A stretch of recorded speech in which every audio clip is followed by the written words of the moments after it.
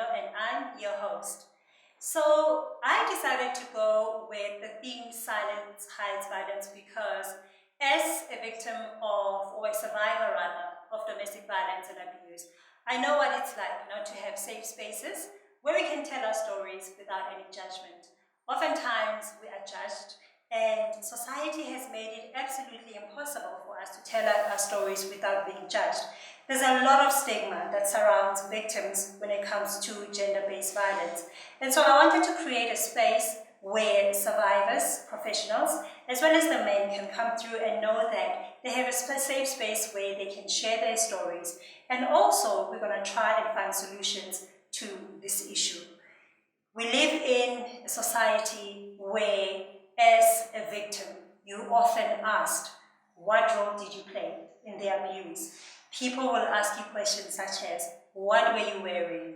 What did you say? And how did you contribute to making the perpetrator do what they did?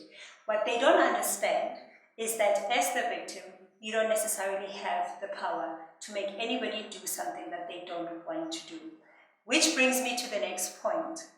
I think families and friends don't understand exactly the importance of the role that they play when it comes to protecting the victims.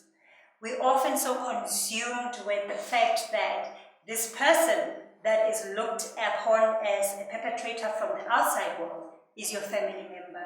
And so we kind of lose perspective of the situation. And so perpetrators are protected by their families, they're protected by their friends.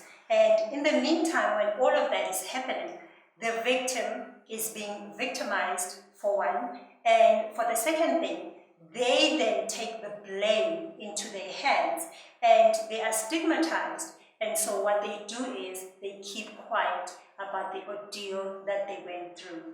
And so being somebody that comes from an abusive relationship, I would like to plead to families and friends to make sure that they play their role to make sure that perpetrators are not protected. Remember, it's the victim that needs to be protected in this instance.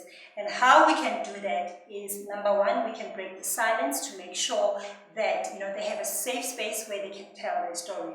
Number two, be their support system, be the support that they need. And what this means is that support them, listen to them without judging them, but give them a lot of compassion, give them a lot of empathy, and make sure that they know that it's not their fault.